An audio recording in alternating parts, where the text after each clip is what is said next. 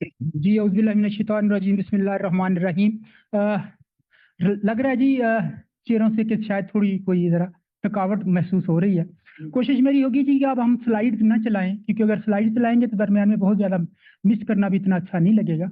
लेकिन बहुत ब्रीफली उसको लेके चलेंगे और कोशिश करेंगे कि चीज़ें जो हैं भले ब्रीफली ही कवर हों लेकिन कवर हो जाएं। खुशी की बात है, बाद में आपके जो क्वेश्चन होंगे वो मेरे लिए भी ज़ाहिर है नॉलेजेबल होंगे। और जैसे जो लोग प्रैक्टिकली पहले से ये काम कर रहे हैं, ये अच्छा होता है कि उनकी तरफ से कोई इनपुट आती रहती है। और ख़ास तौर पे जब आप कोई बात कर रहे हों और उस बात को समझने वाला मौजूद हो, तो फिर वो जो प्रेज़ेंटर है उसके लिए और भी बेहतर होता है कि उसको सैटिस्फैक्शन होती है कि जो मैं कह रहा हूँ ये वाक़ई ऐसा ही हो रहा है और मामलात इसी तरह के हैं। अगला सेशन शुरू करते हैं जी। और इसमें मेरी रिक्वेस्ट होगी कि ना स्लाइड चलाएं तो ज़रा ज़्यादा बेहतर होगा, स्लाइड्स के बगैर ही, क्योंकि बाद में वो जो भी है वो कर लेंगे। इससे पहले कि वो जो पार्टिकुलर जो डिवाइसेस है और टूल्स हैं और उसके बारे में जो रिस्पॉन्सिबिलिटी है कह लें, या जो एरिया ऑफ कंसर्न है ऑफ पार्लियामेंट्री रिपोर्टिंग के लिए, उसको हम टच करते जाएंगे। लेकिन मेन चीज़ों पर जाने से पहले थोड़ा सा जनरल नॉलेज है। बहुत से लोग सवाल करते हैं जी असम्बलियाँ क्यों बनती, क्यों बनाई गई? तो हमारे यहाँ जो कॉन्स्टिट्यूशन ऑफ पाकिस्तान है उसका जो प्रीएम्बल है वो, और एक ऑब्जेक्टिव रेजोल्यूशन है करारदादे मकासद, और उसको भी सब्सटेंटिव पार्ट बनाया गया है कॉन्स्टिट्यूशन का। तो उसको जो प्रीएम्बल में भी और जो ऑब्जेक्टिव रेजोल्यूशन में भी उसमें दिया गया है कि sovereignty over the entire universe belong to Allah almighty. पूरी कायनात पे हाकमियत अल्लाह मियाँ की है, और ये जो अथॉरिटी है ये जो एक्सरसाइज करेंगे पाकिस्तान के लोग। लेकिन अथॉरिटी एक्सरसाइज कैसे करेंगे? वो जो हदूदो कयूद अल्लाह मियाँ ने मुतय्यन की है उनके अंदर रहते हुए। अथॉरिटी अल्लाह की, हाकमियत अल्लाह की, लोग उसको एक्सरसाइज करेंगे लेकिन उन लिमिट्स और हदूदो कयूद में रहते हुए जो अल्लाह मियाँ ने मुकर्रर की। अगली जो प्रोविजन है वो ये है कि जो powers and authority of the government will be exercised through chosen representative। जो हुकूमत की जो अथॉरिटी है जो भी, वो चोजन रिप्रेजेंटेटिव के जरिए उसको किया जाएगा। तो चोजन रिप्रेजेंटेटिव जाहिर है आपकी असेंबलियों के लोग हैं, सेनेट हैं, तो ये बेस है हमारे जो लेजिस्लेचर हैं जिनकी वजह से हमने बनाया। फिर कॉन्स्टिट्यूशन ये भी कहता है जी हर हाउस अपने रूल बनाएगा और उस रूल्स के तहत वो काम करेगा। और ये जो रूल बने हुए हैं इसके अंदर वो तमाम आइटम्स और डिवाइसेज इंस्ट्रूमेंट्स हम उनको कहते हैं वो दिए गए हैं कि किस तरह से इन्होंने काम करना है, ओवरसाइट कैसे करनी है, लेजिस्लेशन कैसे करनी है। और इसके अलावा जो है वो एक आर्टिकल है 91, उसकी क्लास 6 है। वो ये कहती है कि जी executive is collectively responsible to the parliament. तो जिम्मेदार हैं, वो जवाबदेह हैं, आंसरेबल हैं पार्लियामेंट के अंदर। इस वजह से वो ये जो सारा सिस्टम है इसको वहां पे बनाया गया। और मेंबर हैं, उन्होंने हाउस में जाना है। हम कहते हैं कि उनके फंक्शन क्या हैं, क्यों वो हाउस के अंदर इस तरह से करते हैं। तो हम कहते हैं कि उनके फंक्शन जो है वो मुख्तलिफ हैं। पहला तो उनका है रिप्रेजेंटेशन। एक मेंबर हाउस के अंदर आया, इलेक्शन जीत के आ गया, पहला काम है उसका रिप्रेजेंटेशन, ये उसका फंक्शन है। वो सिर्फ पॉलिटिकल पार्टी को रिप्रेजेंट कर रहा होगा, वो किसी एरिया को रिप्रेजेंट कर रहा होगा, वो किसी ट्रेड को, बिजनेस को, किसी एरिया को, अगर फार्मर है, कोई डॉक्टर है, कोई इंडस्ट्रियलिस्ट है, तो अपने अपने एरिया को रिप्रेजेंट कर रहे होंगे। इसी तरह से हमारी जो फीमेल हमारी जो मेंबर्स हैं वो अपने जेंडर को रिप्रेजेंट कर रही हैं। कहीं भी कोई हम देखा करते थे कि औरतों के बारे में कोई बात होती थी तो हाउस के अंदर irrespective of their party affiliation तमाम पार्टियों की खवातीन खड़ी हो जाती, कहती थी नहीं ऐसा होना है और हमने ऐसा ही करना। तो वो उनको रिप्रेजेंट कर रही हैं, अपने जेंडर को। एक आपने ये भी देखा, अब हमने कुछ सीटें हैं वो रिजर्व कर दी, नेशनल असेंबली में 10 हैं, सेनेट में 4 हैं, सूबाई असेंबलियों में है मिनॉरिटीज के लिए। तो वो मिनॉरिटीज वाले मिनॉरिटीज को रिप्रेजेंट कर रहे हो। मुझे पिछले दिनों एक एमपी हैं किसी एरिया के, तो उन्होंने मुझे ये कहा, वो सिख बरादरी से हैं, तो उन्होंने मुझे कहा वहां पे हमारा एक गुरुद्वारा है, उसकी ये हालत है, तो मैं इसको करना चाह रहा हूँ, क्या करूं? तो वो अपने अपने एरिया को वो देख रहे होते। तो पहला फंक्शन है रिप्रेजेंटेशन, दूसरा है लेजिस्लेशन। कानून साजी हो रही है, उसके वोटिंग में हिस्सा ले रहे हैं, उस पर तकरीरें कर रहे हैं, उस पर मोशन मूव कर रहे हैं, उस पर अमेंडमेंट लेके आ रहे हैं, कुछ भी कर रहे हैं, वो तमाम का तमाम जो काम है वो हम ये कहते हैं कि ये लेजिस्लेशन का फंक्शन है जो ये लोग कर रहे हैं। ओवरसाइट का फंक्शन है, हाउस के अंदर वो सवाल पूछेंगे, तकरीरों में किसी को क्रिटिसाइज करेंगे, इस तरह के मामलात करेंगे, उनसे जवाबदही करेंगे। हम ये कहते हैं ये ओवरसाइट का फंक्शन कर रहे हैं। पॉलिसी गाइडलाइन है, जब भी कमेटियों के अंदर या हाउस के अंदर किसी इदारे की, किसी डिपार्टमेंट की या किसी मिनिस्ट्री डिवीजन की जो डिस्कशन हो रही होती है, तो उसमें देखें हेल्थ मिनिस्ट्री पे कोई बात हो रही है तो हेल्थ पॉलिसी को उसमें वो टच कर रहे होते हैं, एजुकेशन पे बात हो रही है तो एजुकेशन पॉलिसी को वो टच कर रहे होते हैं, फॉरेन अफेयर के बारे में बात हो रही है तो फॉरेन पॉलिसी को वो कर रहे हैं, उसके अंदर डिस्कस कर रहे हैं। तो वो जो एक फंक्शन है वो हम उसे कहते हैं ये पॉलिसी गाइडलाइन है जो हाउस उनको दे रहा है। तो जो फंक्शन है रिप्रेजेंटेशन है, फिर लेजिस्लेशन है, फिर ओवरसाइट है और उसके बाद पॉलिसी गाइडलाइन है। अब हाउस ने बिजनेस करना है तो हम कहते हैं कि हाउस की जो बिजनेस है उसकी क्लासेस कितनी है। एक है टाइप्स, एक है क्लासेस। हमने उसकी क्लासेस बना दी और एक उसकी टाइप्स हैं। क्लासेस में हम कहते हैं जी 3 क्लासेस हैं और जो पहला क्लासेस है, पहली जो क्लास है वो हम उससे कहते हैं, ये उसको हम बनाते हैं on the basis of sponsorship, किसने स्पॉन्सर किया। तो पहली जो क्लास है बिजनेस की उसको हम कहते हैं गवर्नमेंट बिजनेस। और गवर्नमेंट वो बिजनेस है जो on behalf of the government कोई मिनिस्टर, एडवाइजर या पार्लियामेंट्री सेक्रेटरी हाउस के अंदर 3 हम लफ्ज इस्तेमाल करते हैं, इंट्रोड्यूस करे, मूव करे, इनिशिएट करे। तो वो बिजनेस जो कोई minister, adviser, parliamentary secretary house के अंदर लेके आता है उसे हम कहते हैं ये गवर्नमेंट बिजनेस है। और वो बिजनेस जिसको मेंबर अपनी प्राइवेट कैपेसिटी में लेके आते हैं, वो इंट्रोड्यूस करते हैं, वो मूव करते हैं, वो इनिशिएट करते हैं, इंट्रोड्यूस करवाते हैं, हम कहते हैं ये प्राइवेट मेंबर बिजनेस है। और तीसरा बिजनेस हम कहते हैं बिजनेस ऑफ द असेंबली या बिजनेस ऑफ द सेनेट। और वो इस तरह से है कि अब कमेटियां फॉर्म हो रही हैं, ये ना गवर्नमेंट का बिजनेस है ना ही अपोजिशन का बिजनेस है। कमेटियों की रिपोर्टें हैं उसके अंदर आ रही हैं, ना गवर्नमेंट बिजनेस है ना अपोजिशन का, ना अपना प्राइवेट मेंबर का है। इसको हम कहते हैं ये सेनेट बिजनेस है या असेंबली बिजनेस। तो 3 क्लासेज हैं बिजनेस की, government business, private member business और बिजनेस ऑफ द लेजिस्लेचर या business of the senate and national assembly. अब ये बिजनेस है, ये कहाँ होता है, हफ्ते में किस तरह से उसकी डिवीजन की गई है। तमाम हमारी लेजिस्लेचर के अंदर एक दिन प्राइवेट मेंबर बिजनेस के लिए रखा हुआ है और बाकी जो दिन है हफ्ते के वो गवर्नमेंट बिजनेस के लिए है। नेशनल असेंबली में ट्यूसडे को प्राइवेट मेंबर बिजनेस होता है, सेनेट में मंडे को होता है। और इसी तरह से हमारी सूबाई असेंबलियों में कहीं जुमेरात रखी हुई है, कहीं ट्यूसडे रखा हुआ है, तो अपना अपना उनका एक सिस्टम है। तो एक दिन प्राइवेट मेंबर बिजनेस, बाकी सारे के सारे दिन गवर्नमेंट बिजनेस। और जो प्राइवेट मेंबर बिजनेस डे है उस पे प्राइवेट मेंबर बिजनेस ही को टेकअप किया जाता है। अगर हम टाइप्स ऑफ बिजनेस देखें किस तरह का बिजनेस है, वो था स्पॉन्सरशिप की बेसिस पे हमने क्लासेस 3 बनाई थी। अब हम देखते हैं उनके इंग्रेडिएंट क्या है, इसके अंदर है क्या। तो इस तरह से अगर जब हम उसकी टाइप्स देखते हैं तो हमारे पास 2 तरह का बिजनेस है, एक को हम कहते हैं लेजिस्लेटिव बिजनेस, दूसरे को हम कहते हैं non legislative business. Legislative business वो बिजनेस है जो कानून साजी से मुतल्लिक हो, उसके बारे में कोई बिल हो, बिल के अंदर मोशन हो for referral of the bill to the committee, कुछ भी हो, बिल पास करने के बारे में, बिल को रिजेक्ट करने के बारे में, जो भी हो उसके अंदर जो भी बात होगी उसे हम कहते हैं लेजिस्लेटिव बिजनेस। ऑर्डिनेंसेस भी लेजिस्लेशन का हिस्सा है, तो ऑर्डिनेंस के बारे में भी हाउस जो काम करेगा हम कहते हैं ये भी लेजिस्लेटिव बिजनेस। कोई भी बिजनेस जो कानून साजी से मुतल्लक है लेजिस्लेटिव बिजनेस है, उसके अलावा सारा का सारा नॉन लेजिस्लेटिव बिजनेस है, तो उसको हम कहते हैं कि जो कानून साजी से मुतल्लक नहीं है, उस पर क्वेश्चन भी हैं, एडजर्नमेंट हैं, कॉलिंग हैं, प्रिविलेज हैं, करारदादें हैं, मोशन फॉर डिस्कशन है। तो ये सारी की सारी जो चीजें हैं ये नॉन लेजिस्लेटिव बिजनेस का हिस्सा है। उनके बारे में कोई भी बिल हम कहते हैं प्रपोज्ड लॉ, या उसको हम कहते हैं ड्राफ्ट लॉ। अभी वो लॉ नहीं बना, तो अभी बिल की सूरत में है, तो उसको हम ड्राफ्ट लॉ भी कहते हैं, लेजिस्लेटिव प्रपोजल्स भी कहते हैं, मुख्तलिफ नामों से हम उसे पुकारते हैं। तो कोई भी बिल जो फेडरल लेजिस्लेटिव लिस्ट से मुतल्लक होगा वो किसी भी हाउस में मूव हो सकता है, पहले उसने इंट्रोड्यूस होना है। अब दोनों में एकदम तो इंट्रोड्यूस उसको कर नहीं सकते, तो जहां ऐसी पोजीशन है वो भी हम बात करेंगे। तो एक हाउस में उसने मूव होना है, एक हाउस में मूव हो गया और वो बिल है फेडरल लेजिस्लेटिव लिस्ट में दिए गए सब्जेक्ट मैटर के बारे में।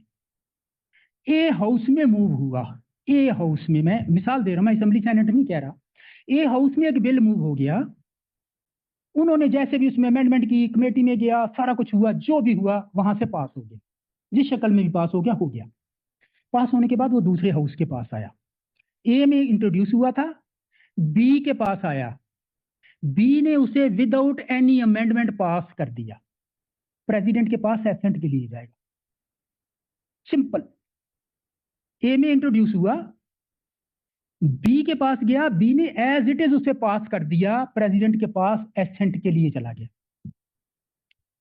एक बिल था, ए में इंट्रोड्यूस हुआ, उन्होंने पास करके भेजा, बी जो है उसने उसे पास किया विद अमेंडमेंट, वो बिल वापस पहले वाले हाउस में जाएगा in which the same was originated.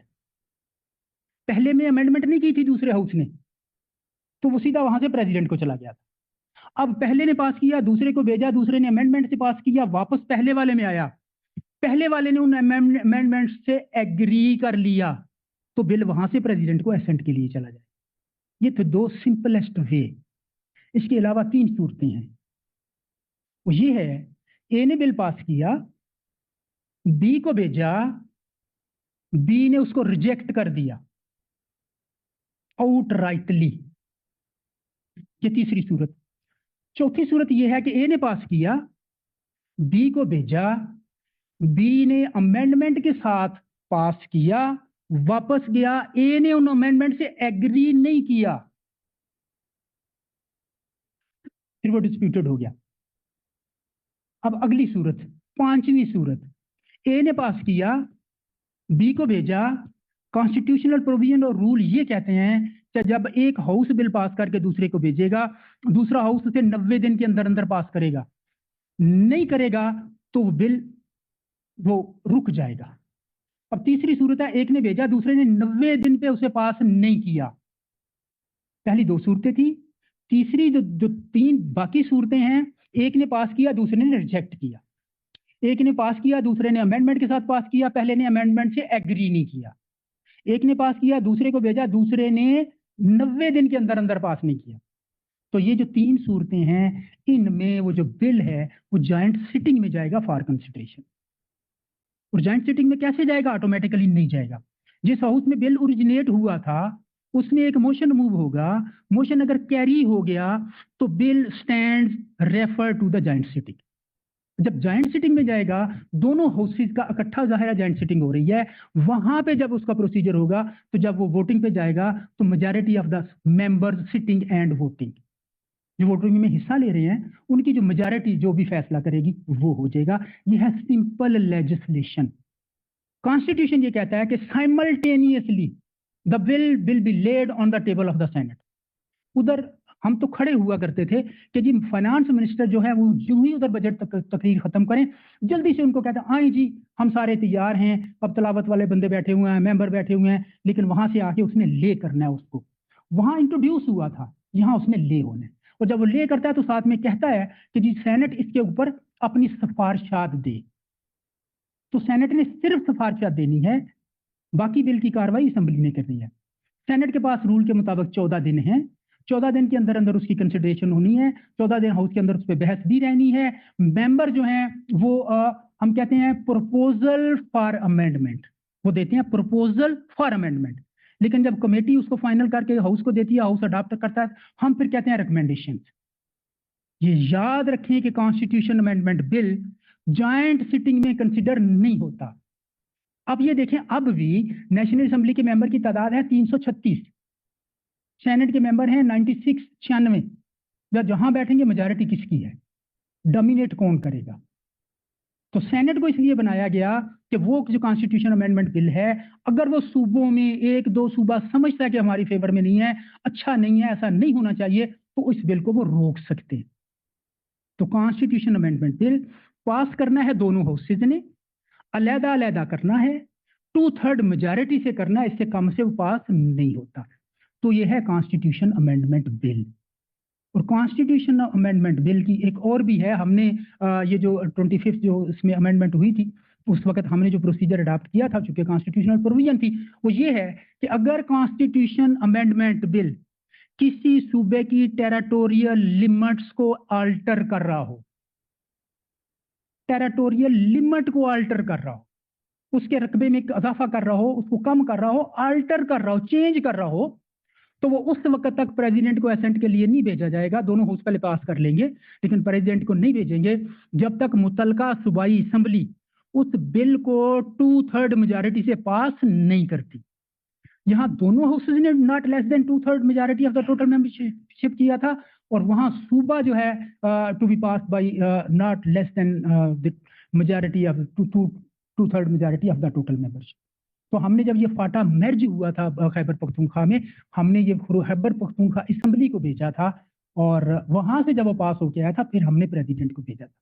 Simple legislation, finance से रिलेटेड मनी बिल या बजट से रिलेटेड मैंने आपको कहा, मैंने अब आपको कॉन्स्टिट्यूशनल अमेंडमेंट का बताया कि इसका क्या ब्रीफ प्रोसीजर है, क्या इसको अडॉप्ट किया जाता है। लेजिस्लेशन की एक और फॉर्म है और वो है इश्यूएंस ऑफ ऑर्डिनेंस, कि प्रेसिडेंट ऑर्डिनेंस जो है वो जारी कर सकता है। उसके लिए कुछ कंडीशन है। पहली कंडीशन तो ये है कि ऑर्डिनेंस उस वक्त जारी करेगा जब असेंबली सेनेट सेशन में नहीं होंगे, तो इसलिए रखा कि भी लेजिस्लेशन काम इनका है, अगर वो सेशन में है तो उनसे काम करवाओ। लेकिन हमने ये भी देखा कि सिर्फ ऑर्डिनेंस इशू करने के लिए एक दिन पहले सेशन को एडजर्न कर दिया, दूसरे दिन ऑर्डिनेंस इशू कर दिया।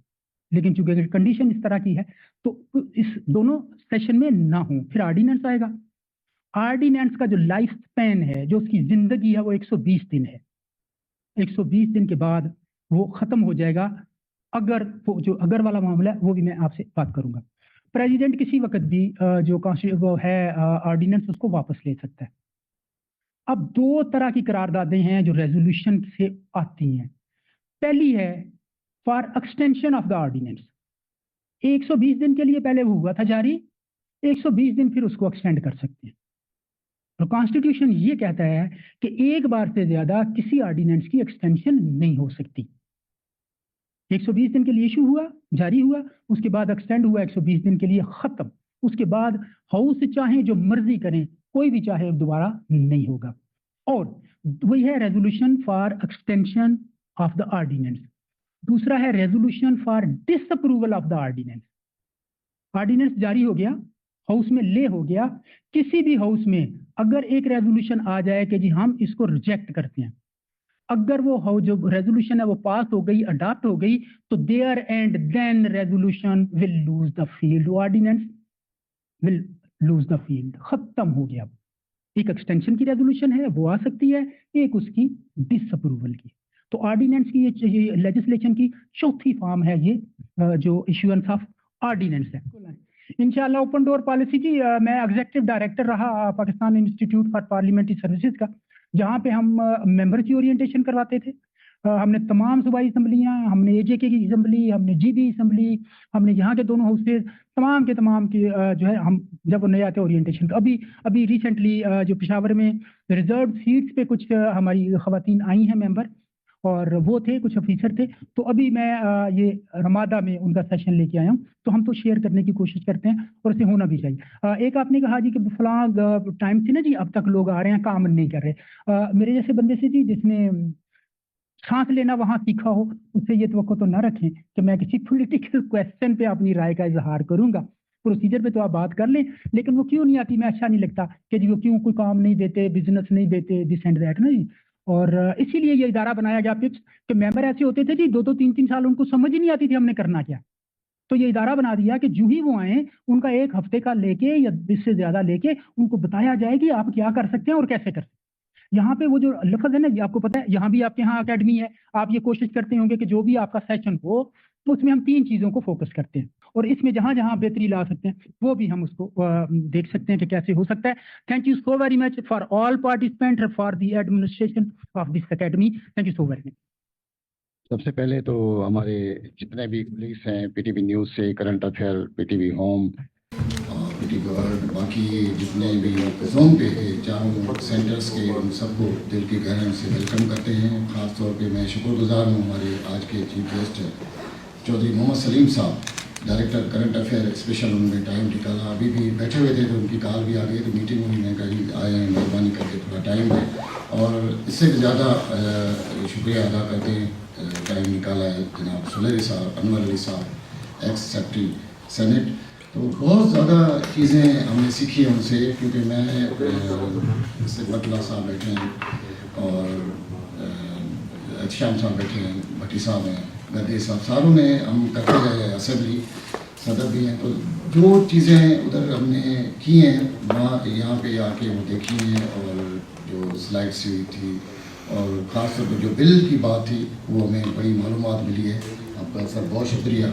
और स्पेशली बाकी हमारे जो साथी हैं जिन्होंने काम किया उनकी मेहरबानी, ख़ास तौर पर हमारी APM है आयशा साहिबा, बड़ा हमारे साथ ताउन किया है हर दफ़े जब भी हम इस तरह के सेमिनार करते हैं। तो क्योंकि आपको पता है एडमिनिस्ट्रेशन के बगैर हम ये कुछ कर नहीं सकते, तो मैं चाह रहा था कि मैडम के लिए बहुत सारी क्लिप हो जाए हमारे लिए। वैसे स्पेशली इनकी अपनी भी ट्रेनिंग चल रही है इस वक्त, एक महीने का इनका कोर्स है, बड़ा अच्छा है। वहाँ पे स्पेशली छुट्टी लेके हमारे लिए यहाँ पे आई हैं।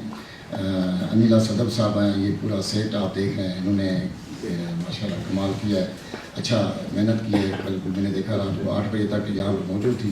जब काम करना होता है तो फिर इसी तरह ही है। आशिया साहब हैं, तो साइमा हैं, और सब ने माशाल्लाह बड़ा काम किया है। सबका मैं स्पेशली नाम ले रहा हूँ, ख़ास तौर पे हमारे डायरेक्टर की मेहरबानी ओन साहब की, उन्होंने स्पेशली सुलेर साहब के लिए कहा कि इनको बुलाया जाए। तो इंशाल्लाह काफ़ी चीज़ें और भी हैं जिसको हम दोबारा सर आपको ज़हमत देंगे। तो बहुत शुक्रिया आपका, एक दफ़ा मेहरबानी आपका।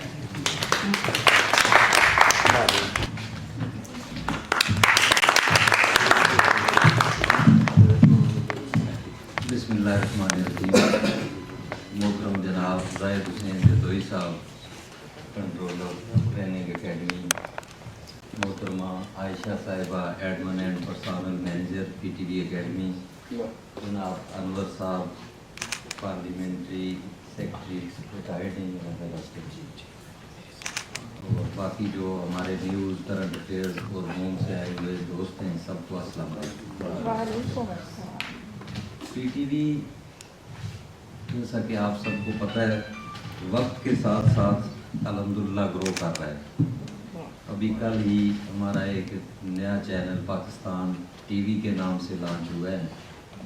जब मार्का हक की हमारी कवरेजेस थी तो उसमें अल्हम्दुलिल्लाह पीटीवी न्यूज़ ने, बाकी जो हमारे पीटीवी के चैनल्स हैं, उन्होंने बहुत ही अहम रोल प्ले किया। लेकिन इस बात को महसूस किया गया कि हम इंटरनेशनल कम्युनिटी को किस तरह बताएं। अब बाकी मुल्कों में तो कोई उर्दू नहीं समझ सकेगा, उनके लिए लैंग्वेज जो है इंग्लिश है। इस ज़रूरत को महसूस किया गया और अल्हम्दुलिल्लाह इतना अच्छा लॉन्च किया गया है। न्यूज़ के साथियों ने तो देखा है, तो मैं बाकी लोगों से भी यही कहूँगा कि वो ज़रूर विज़िट करें पाकिस्तान टीवी को। वही बिल्डिंग थी, लेकिन अब आप उस बिल्डिंग के अंदर जाएं तो सारी लुक भी चेंज हो गई है, कंटेंट भी चेंज हो गया है, और उस डिजिटल सैटेलाइट के साथ साथ डिजिटल चैनल भी लॉन्च किया गया है। तो कुछ रवायात हैं हमारे इस अदारे की, जिनमें पीटीवी एकेडमी जो है इसका कलीदी किरदार है। जब हम लोगों ने भी ज्वाइन किया तो उस वक्त हमें भी यहाँ ट्रेनिंग दी गई, प्रोडक्शन ट्रेनिंग 5 वीक्स। बुशरा रफ़ीक साहिबा यहाँ जनरल मैनेजर थी। तो ये कोर्सेज जो हैं, ऑन जॉब ट्रेनिंग तो सब लोग कर रहे हैं, लेकिन कोर्सेज जो हैं इनका बड़ा एक रोल है। जब आप कोर्स करते हैं बहुत सारी चीज़ों का आपको पता चलता है। आज जब हमने जब नॉमिनेशन की यहाँ के लिए, तो उसमें हमारे HCA साहब थे, कंट्रोलर साहिबा थी, तो उन्होंने कहा जी कि हम नए बच्चों को भेजें, ये पुराने लोग तो कर चुके हैं। तो मैंने उससे डिफ़र किया, मैंने कहा नहीं, इनको भी जाना चाहिए। इस वक्त हमारे पार्लियामेंट्री हेड सिफरतुल्लाह खान साहब, जो पार्लियामेंट चैनल है 2017 से, उसको हेड कर रहे हैं। ये जितनी भी कवरेजेस जाती हैं नेशनल असम्बली और सेनेट की, उसका लाइव कट, डिले कट, सब जो है ना उसकी ज़िम्मेदारी इनकी होती है। मोहतरम एहतशाम साहब, ये दोनों जो हैं, एक सेनेट को देख रहे हैं, एक असम्बली को देख रहे हैं। इसी तरह से आशवानी साहब, इनकी बहुत अरसा बीट रही है। तो हमने इनको भी कहा कि अनवर साहब का पता चला, मुझे जदोई साहब ने कहा, तो मैंने कहा आप भी ज़रूर ये लेक्चर सुनिए।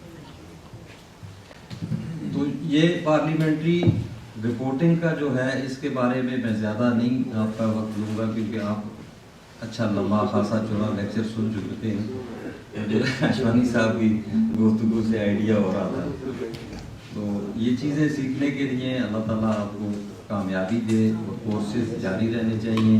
हमारी मैनेजमेंट जो है, मोहतरमा अमरीन जान साहिबा, वो भी इस पर फोकस कर रही हैं, मिनिस्टर साहब भी कर रहे हैं कि तमाम शोबों में जो है ना हम ट्रेनिंग एकेडमी में कोर्सेज करवाएं। बल्कि मैं ये रिक्वेस्ट करूँगा कंट्रोलर साहब से कि वो किसी वक्त आएँ, तो न्यूज़ पे बैठ के हम, अब लेटेस्ट डिजिटल की तरफ जा रही है दुनिया, तो हम डिजिटल के कोर्सेज का भी यहाँ वो कोशिश करेंगे ताकि हमारे साथियों को पता चले। इन पे भी कोर्सेज डिज़ाइन होने चाहिए। तो इसके साथ ही मैं आप सब लोगों का शुक्रिया अदा करता हूँ। बहुत बहुत मेहरबानी।